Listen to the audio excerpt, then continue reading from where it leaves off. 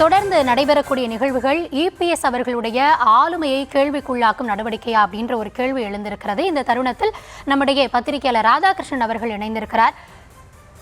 Sir வணக்கம். தொடர்ந்து அவர்கிட்ட நம்ம பேசலாம். அதற்கு முன்னதாக இன்றைய விவாதத்தில் நம்ம விவாதித்து கொண்டிருப்பது தமிழக அரசியல் களத்தில் நடக்கக்கூடிய விஷயங்கள் யாரை குறிவைத்து நடக்கிறது, இதனால் யாருக்கு ஒரு இக்கட்டான சூழல் ஏற்பட்டு இருக்கிறது. ஏன்னா தொடர்ந்து சசிகலா அவர்களுடைய அறிக்கை, செங்கோட்டையன் அவர்களுடைய செய்தியாளர் சந்திப்பு, டிடிவி அவர்கள் என்டிஏ கூட்டணியிலிருந்து வெளியேறியிருப்பது, அதற்கு முன்னதாகவே ஓபிஎஸ் அவர்கள் என்டிஏ கூட்டணியிலிருந்து வெளியேறியிருப்பது, இப்படி ஒட்டுமொத்தமாக இவர்கள் ஒன்றிணைந்து இல்லைனா அடுத்து வரக்கூடிய நாட்களில் இந்த செயல்பாடுகள் எதை நோக்கி இழுத்து செல்லும், அடுத்த கட்டம் என்னவாக இருக்கும் அப்படின்ற கேள்வி எழும் பொழுது இது அனைத்துமே அதிமுகவினுடைய தலைமையை கைப்பற்றுவதற்கான ஒரு திட்டமா, இல்லை அடுத்தபடியாக இபிஎஸ் அவர்களுடைய தலைமையை கேள்விக்குள்ளாக்கும் ஒரு நடவடிக்கையாக இருக்குமா, ஏற்பட்டு இருக்கக்கூடிய பாஜக அதிமுக கூட்டணிக்கான ஒரு நெருக்கடியா, இது போன்ற பல கேள்விகள் இந்த நகர்வுகளை ஒட்டி ஏற்பட்டு இருக்கிறது. இந்த தருணத்தில் பத்திரிகையாளர் ராதாகிருஷ்ணன் நம்முடைய இணைந்திருக்கிறார். சார் வணக்கம். இணைப்பில் வந்தமைக்கு முதல்ல நன்றி. தொடர்ந்து அரசியல் களத்தில் நடப்பதை நாமளும் பார்த்து கொண்டு இருக்கிறோம். இப்போ சசிகலா அவர்கள் அறிக்கை, தொடர்ந்து செங்கோட்டையன் அவர்கள் செய்தியாளர் சந்திப்பு, இந்த நடக்கக்கூடிய விஷயங்கள் எல்லாமே இபிஎஸ்ஸின் தலைமைக்கான குறியா அப்படின்ற ஒரு கேள்வி நீடிக்கிறது. அதை நம்ம அப்படி பார்க்கறது சரியா?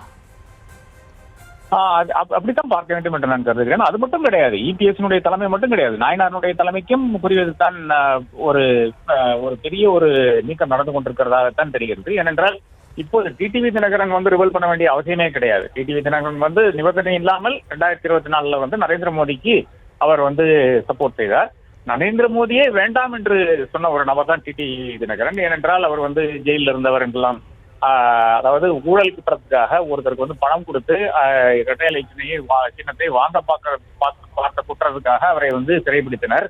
அப்படி இருக்கின்ற ஒரு நபரை அப்படி ஒரு நபருடைய சப்போர்ட் தேவையில்லை என்று நரேந்திர மோடி பேசிக் கொண்டிருந்ததாக பத்திரிகைகள் எல்லாம் வந்த விஷயமா இருக்கிறது. அப்போ அந்த டைம்லயே நிபந்தனை இல்லாமல் ஒரு சப்போர்ட் கொடுத்த ஒருத்தர் திடீரென்று திரும்பி இப்போ பாஜக நான் இல்லை, என்டிஏ கூட்டணியில் நான் இல்லை என்று கூறுவது நிச்சயமாக இது அதிமுகவுக்கு மட்டும் ஒரு சவாலாக கிடையாது, பாஜகவுக்கும் இல்லை என்றால் இன்று இருக்கின்ற தமிழக பாஜக தலைமைக்கும் ஒரு சவாலாகத்தான் இருக்கிறது. அப்ப ரெண்டு இடத்துலையும் இது பிரச்சனையாகத்தான் இருக்கிறது. பாஜக தலைமைக்கும் தமிழக தலைமைக்கும் ஒரு சவாலாக இருக்கிறது, அதிமுகவினுடைய தலைமைக்கும் ஒரு சவாலாக இருக்கிறது.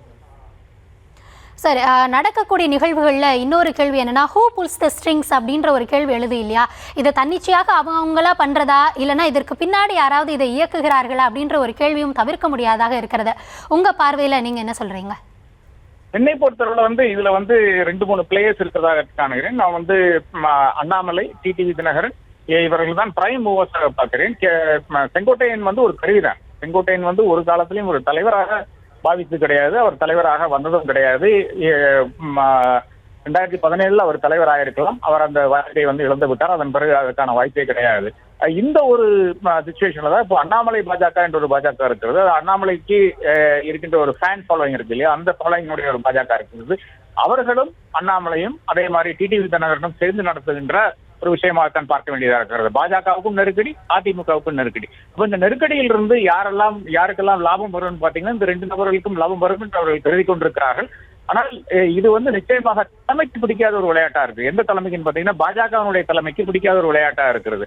அவர்களுக்கு மிக தெளிவாக தெரியும், அண்ணாமலையுடைய கேப்பபிலிட்டிஸ் தெரியும். அதனாலதான் ஏப்ரல்லேயே ஒரு கூட்டணி அமைத்து அந்த கூட்டணி ஜெல்லாக வேண்டும் என்றதுக்காக தான் அமித்ஷா மாதம் கொண்டிருக்கிறார், நரேந்திர மோடி மாதம் கொண்டிருக்கிறார்கள். அப்ப அந்த ஒரு இடத்துலதான் இது ஒரு செக்மேட்டாக மாறும் என்று நான் கருதுகிறேன். அது பொறுத்திருந்தான் பார்க்க வேண்டும். நேற்றைய தினம் தான் அமித்ஷாவினுடைய வீட்டில் அந்த கூட்டம் நடந்திருக்கிறது, பாஜக தலைவர்களுடைய கூட்டம் நடந்திருக்கிறது. அதனுடைய பொருள் என்னவென்று நம்ம கூடிய சீக்கிரத்தில் அறிவோம் என்று நான் கருதுகிறேன். Okay sir. சார், இதற்கு முன்னாடி திரு அமித்ஷா அவர்கள் தமிழகத்திற்கு நெல்லைக்கு வந்திருந்தப்போ ஒரு கால்குலேஷன் சொன்னார்.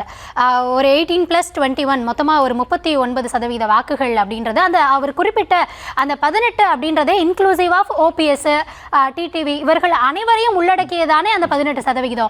அப்போது இவர்கள் வெளியேறுகிறார்கள் அப்படின்னா ஒட்டுமொத்தமாக அந்த கூட்டணியினுடைய வாக்கு சதவிகிதம் அப்படின்றது தேர்தல் நேரத்தில் எப்படியாக மாறும்? இது அந்த வாக்கு அரசியலில் எத்தகைய தாக்கத்தை ஏற்படுத்தும்? இது எல்லாமே பேரம் பேசுறதான, பொசிஷனிங் தானே. அதாவது தேர்தலுக்கு முன்னால அதிகமாக சீட்டுகள் வேண்டும், எங்களை நீங்க உட்கார வைத்து பேச வேண்டும், இதெல்லாம் எங்களை இழிவுபடுத்திட்டு விஷயமா இருக்கிறது. அப்ப இதுக்கெல்லாம் சேர்த்து ஒரு தீர்வை தான் இந்த கட்சிகள் தேடிக்கொண்டிருக்கிறதே தவிர நிச்சயமாக நாங்க விட்டு போவோன்றெல்லாம் யாரும் கூற மாட்டாங்க. 2026 என்பது மிக மிக முக்கியமான தேர்தல். குறிப்பாக ஓபிஎஸ்க்கு முக்கியமான தேர்தல், டிடிவிக்கு முக்கியமான தேர்தல். இந்த தேர்தலையும் அவர்களுக்கு ஒரு சீட்டோ அரை சீட்டோ வரல என்றால் நிச்சயமாக அதன் பிறகு அப்படி கட்சி இருந்தே பிரயோஜனம் இல்லை என்றுதான் என்னுடைய ஒரு அசஸ்மெண்டா இருக்கிறது. அப்படி இருக்கும்போது நிச்சயமாக ஒரு கூட்டணி இல்லைன்னா இன்னொரு கூட்டணியில் அவர் இடம் பிடித்துதான் ஆக வேண்டும். நிச்சயமாக விஜயனுடைய கூட்டணி என்பது போனியாத ஒரு கூட்டணியாகத்தான் இன்று வரை மக்கள் கருதி கொண்டிருக்கிறார்கள். அப்படி ஒரு சிச்சுவேஷன்ல ஒன்னும் அதிமுக கூட்டணி இல்லைன்னா திமுக கூட்டணி, ஒரு டிடிவிக்கோ ஓபிஎஸ்க்கோ திமுக கூட்டணியில் போய் சேர இயலாத ஒரு சூழ்நிலையில் நிச்சயமாக பாக்கி இருக்கின்ற ஒரு சான்ஸ் என்று பாத்தீங்கன்னா அதிமுக கூட்டணி தான் இருக்கிறது. அப்போ இது எல்லாமே பேரம் பேசுவதனுடைய பாகமாகத்தான் நான் காண்கிறேன் தவிர எல்லாமே அப்படியே இருக்கின்ற அந்த எல்லா உறவுகளையும் அடுத்து விட்டு போகவும் என்ற அந்த ஒரு பணியில் இவர்கள் யாரும் பேசவில்லை. எல்லாருமே மையமாத்தான் பேசுகிறார்கள் தவிர யாருமே கடும் சொல்களை இன்னும் ஏவவில்லை என்றதான் முக்கியமான விஷயமாக நான் காண்கிறேன். நன்றி சார். இணைப்பில் உங்கள் தரப்பு பார்வையை பதிவு செய்தமைக்க மிக்க நன்றி.